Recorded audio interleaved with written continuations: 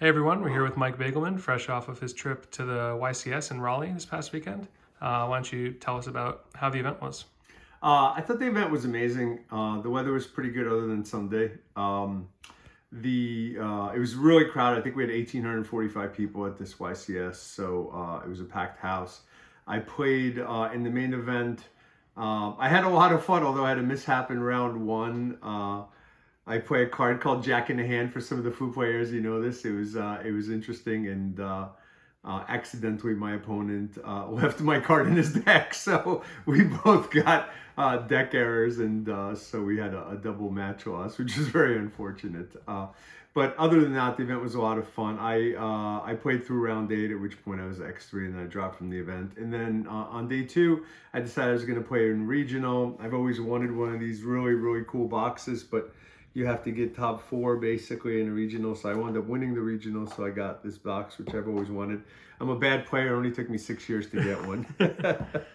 I played Floowandereeze at the event. I thought it was like a good deck for checking the meta.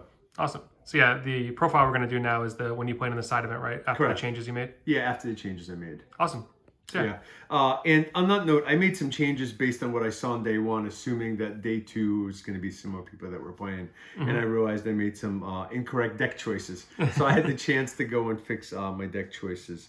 For the search cards I played, 3 prosperities and 3 dualities. These are standard. I actually considered playing some extravagances because I thought the Colossus was going to be a thing, but I didn't think I saw one Thunder player, so I'm glad I didn't play that. So I played the 3 pots. I played 1 terraforming to search map, and then I played 3 maps. You really can't win the game without seeing this at some point, so it's important to play as many maps as possible. I played 3 Advent of Adventure. This actually won me the regional, which is crazy. I'll tell you about that later. But this allows you to banish a bird and either search map or get another Floowandereeze bird. Also helps you, dodge any kind of targeting effects. So I played 3 of this card. And then I played 2 Swallows Cowrie. It's kind of like, I don't want to say a worse version of this. It serves a similar function other than it doesn't search you map or that, and here essentially you could tribute a bird and get another bird of the same level. What's interesting is it doesn't restrict you. You could actually tribute Robin and get Robin, weirdly. And so, not tribute, but anyway, so this card was really good for like Veil or Imperm kind of cards, and also allows you to sometimes summon Impen twice in 1 turn, which is really good. So I played 2 of these cards. I played 3 Robin, other than game 1, other than match 1 and game 3, when I accidentally had 2 in my deck. And anyway, I played 3 Robin, I played 3 Eagle, and these are kind of like the most important birds. I played 1 Tree, and I played 2 Toucans.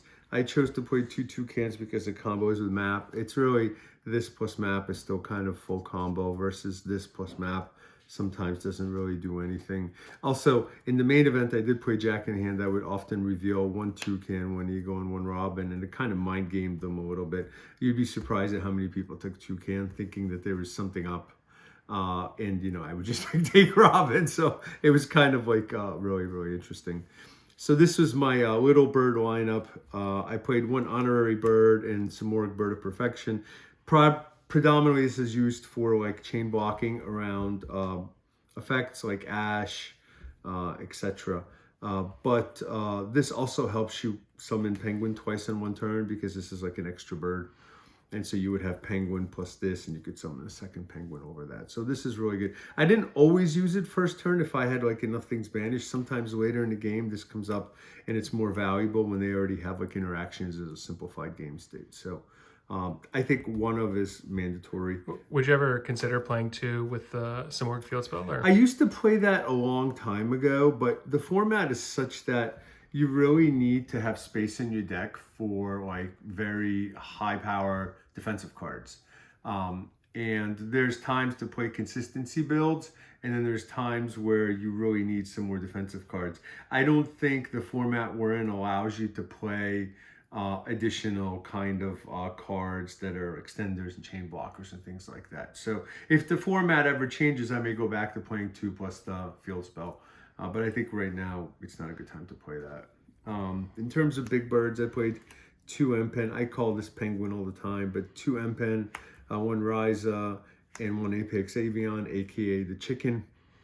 I played Snao for a while. I actually took it out because most of the decks I was playing were like either Fire King Snake Eyes or Branded or Voiceless Voice. And really, Book of Mooning doesn't do a lot because you can, you contribute face down monsters. So it's like, it didn't really accomplish much. If they had the spell, they would still continue to be able to play. So I chose to take it out and actually chose to play 1 less big bird. Not to have too many engine cards and make room for some defensive cards. So I decided to play these 4 birds, and it was just perfect, actually. I played 1 Dreaming Town in my main deck. This is kind of like a bomb going first. This is a non-targeting Book of Moon. It allows you to summon on their turn. It's great. You could recycle it with Toucan. And I played 1 bomb removal. This card is kind of like the MVP. This card is an interesting card. When you play it, you're like, wow, I want to see it. You decide to play 2. Then you're like, no, I really want to see it. You play 3. Then you open 2 or 3 and you're like, I don't want to play any. So I have like a love-hate relationship with this card, but you have to have one because when you could finish on this plus map, I mean, you're going to win 90-95% of those games. So I think that this is really, really valuable.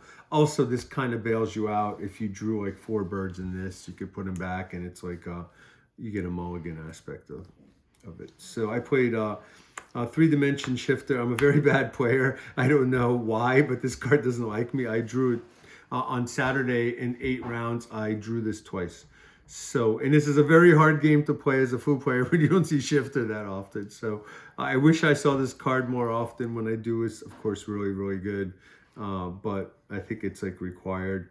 And then for additional defensive cards, I decided to play 3 evenly matched. I wrestled with this quite extensively.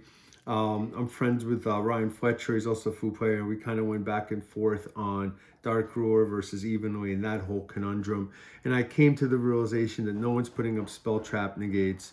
And, for a Flu player, if you're looking down the barrel of 4, 5, 6 bodies, it's very hard to clear that board with a Dark Roar versus Evenly helps you kind of do that much better. So I decided to play Evenly. Also dealt with like back row decks, etc. So this was probably the best choice I made for the weekend. It was an amazing card.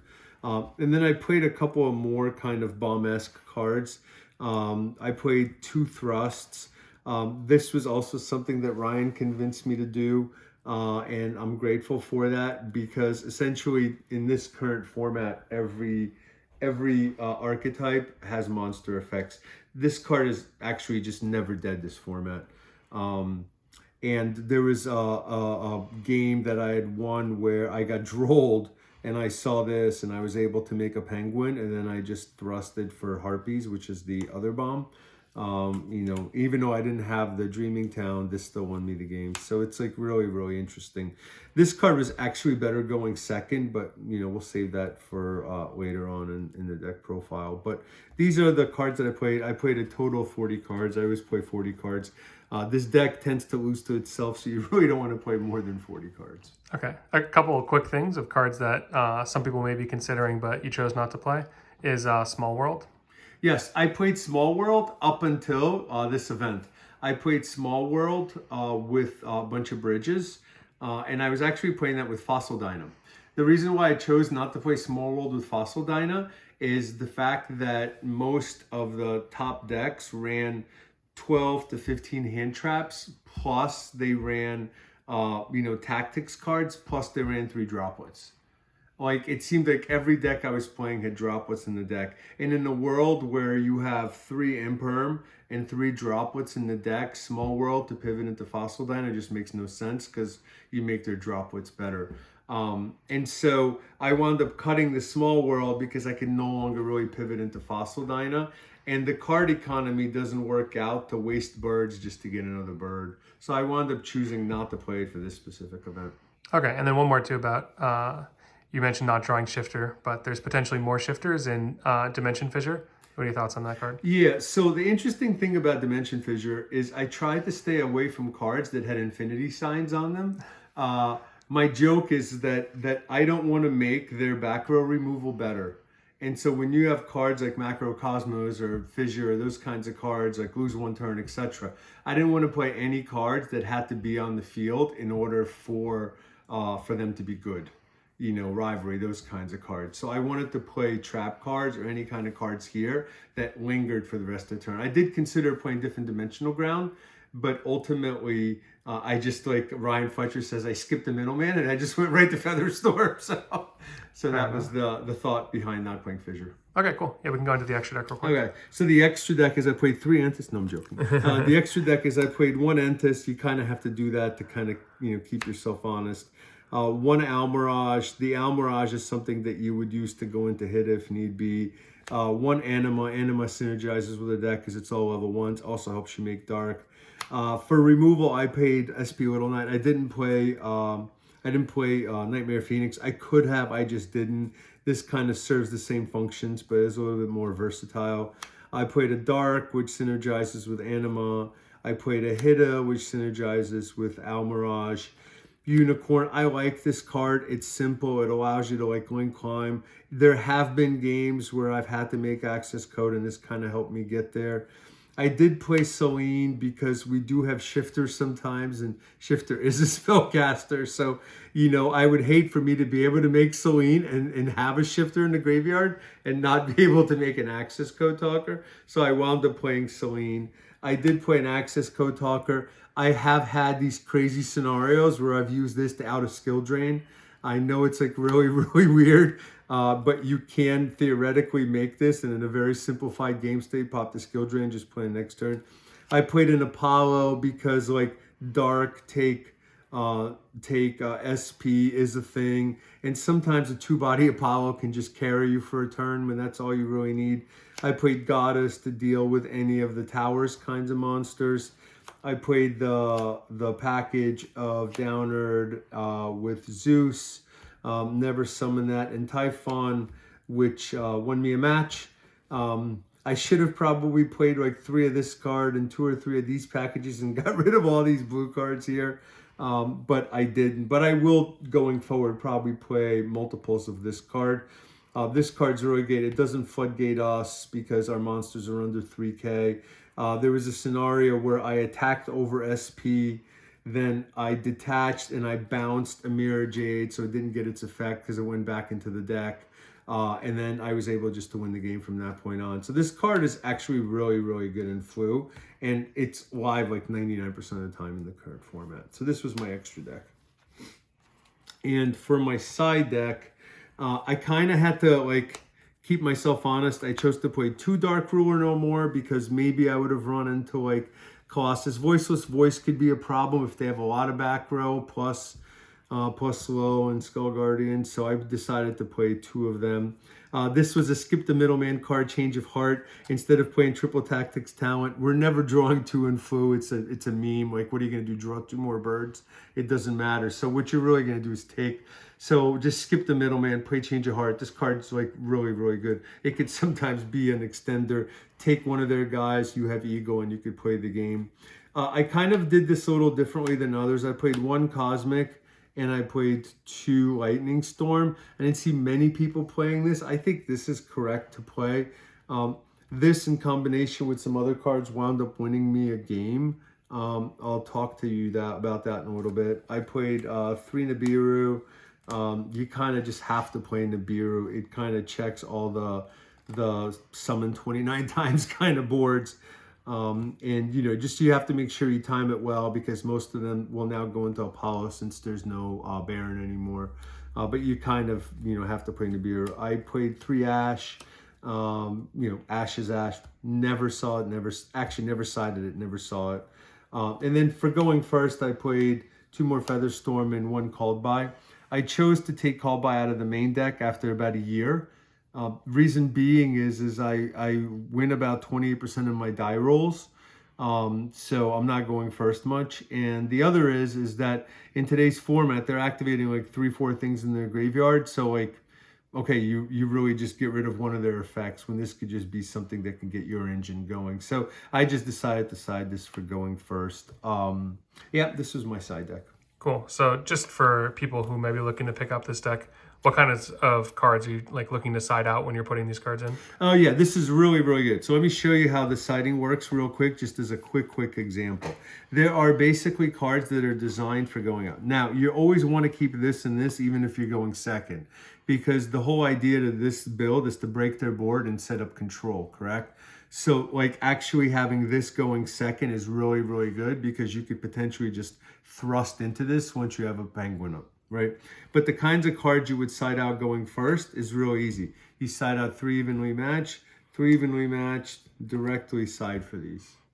You literally, your siding takes 15 seconds going first. 3 of these out, 3 of these in.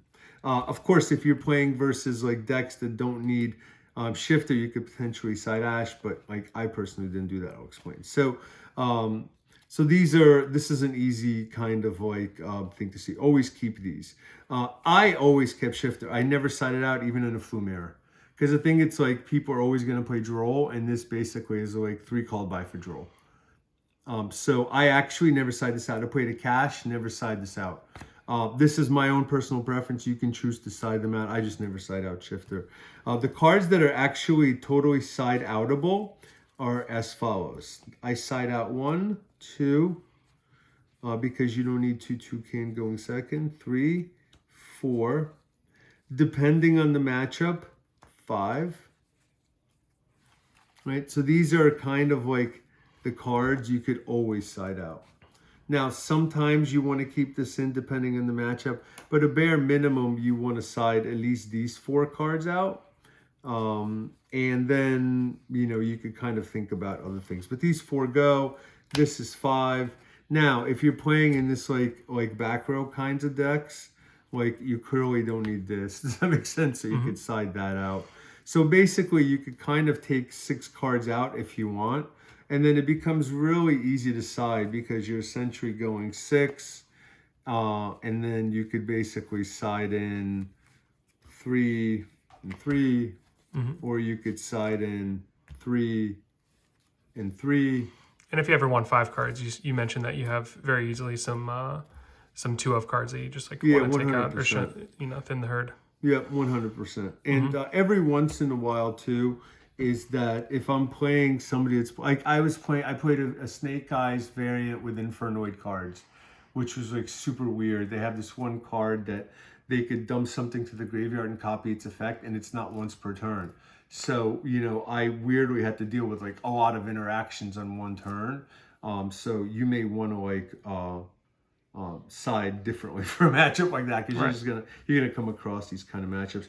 I'll leave you all with this. I had a really interesting game 3 in my final match.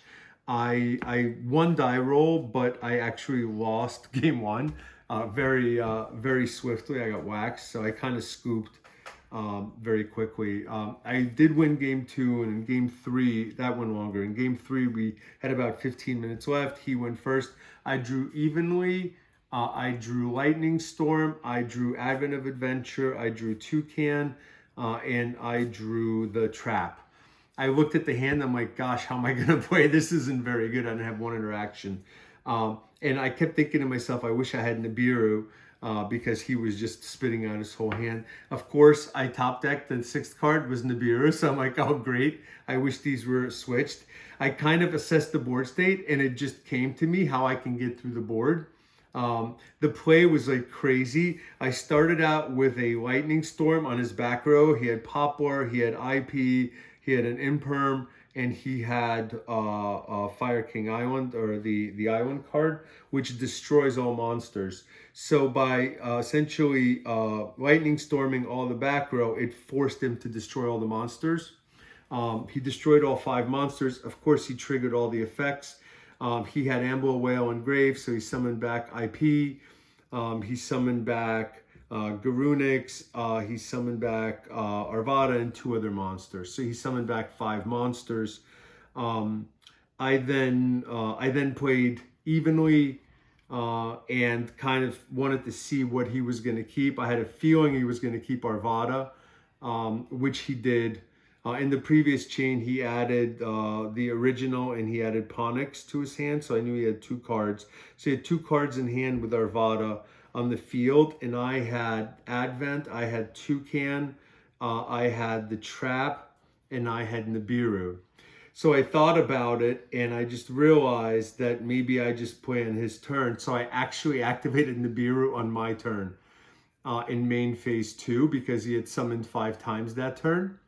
And he was shocked, and the judge like, yeah, you just summoned 5 times. He couldn't believe that he was getting Nibiru on my turn and put him in a really bad position. He actually let Nibiru resolve and took the token, and I had a 3K beat stick. I then set the trap and kept the Robin in my hand.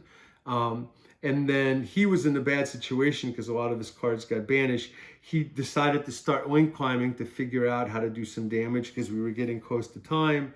I activated the trap.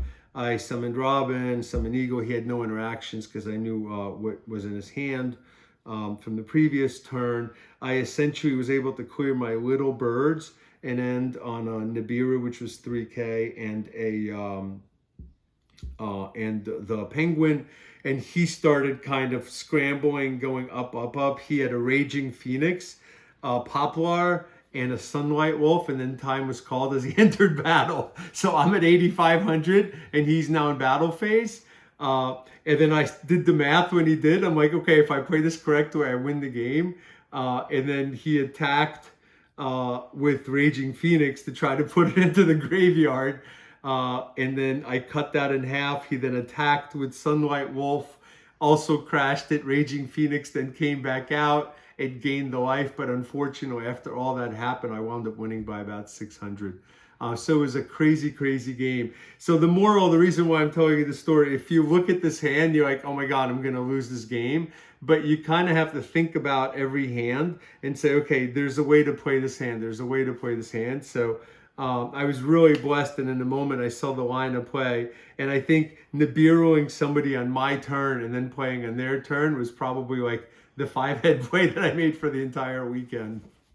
Awesome. Yeah, that's great to hear, and inspiration to Foo players around to never give up. Yeah. Do you have any shout outs to give? Yeah, I do.